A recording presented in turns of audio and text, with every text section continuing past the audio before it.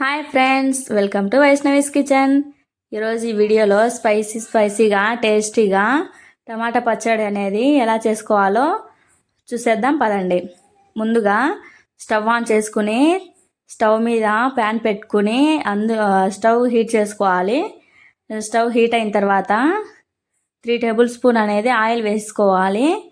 Oil 3 table spoon ఎందుకు పడుతుందంటే టమాటా పచ్చిమిర్చి అనేది మగ్గాలి కదా, అందుకు కొద్దిగా ఎక్కువనే పడుతుంది ఆయిల్ అనేది.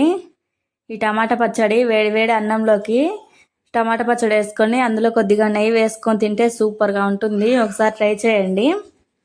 నేను చెప్పినట్టుగా టమాటా పచ్చడి చేయండి, చాలా బాగుంటుంది. ఆ తర్వాత 12 పచ్చిమిర్చి హాఫ్ చేసి వేసేస్తున్నాను. చూపిస్తాను చూడండి పచ్చిమిర్చి అనేది. ఇప్పుడు ఈ పచ్చిమిర్చి లేకోకుంటే మీరు మామూలుగా కారం పొడైనా వేసేసుకోవచ్చు.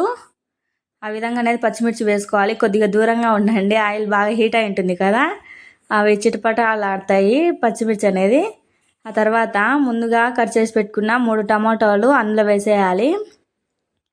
వేసిన తర్వాత మొత్తం మిక్స్ చేసుకోవాలండి. నేను చూపించిన విధంగా మిక్స్ చేసుకున్న తర్వాత అందులో కొద్దిగా చింతపండు అనేది వేసేసుకోవాలి. కొద్దిగానే వేసుకోవాలండి. చింతపండు ఎక్కువ వేసుకుంటే మళ్ళీ బాగుండదు, ఎందుకంటే టమాటాలు అనేది కొద్దిగా పులుపుగానే ఉంటాయి కదా, అందుకే కొద్దిగా వేసేసుకోవాలి.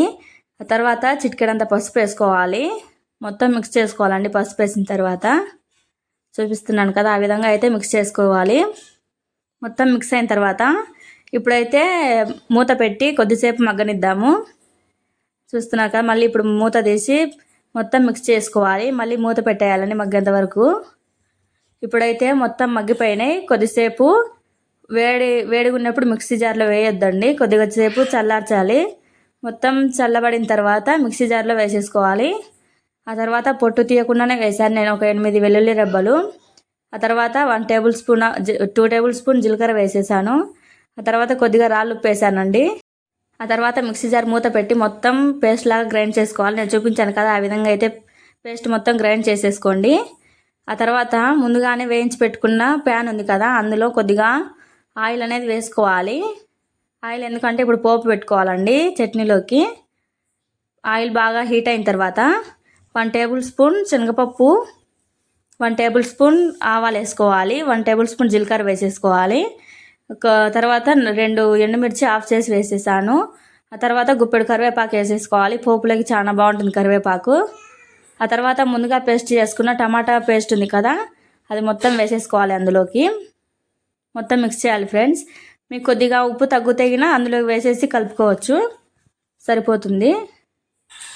ఇందులోకి నెయ్యి వేసుకొని తింటే సూపర్గా ఉంటుంది. చూస్తున్నారు కదా, మనం మగ్గనిచ్చినప్పుడు ఫ్లేమ్ అనేది మీడియంలో పెట్టుకోవాలి. అంతే ఫ్రెండ్స్, టమాటా పచ్చడి రెడీ.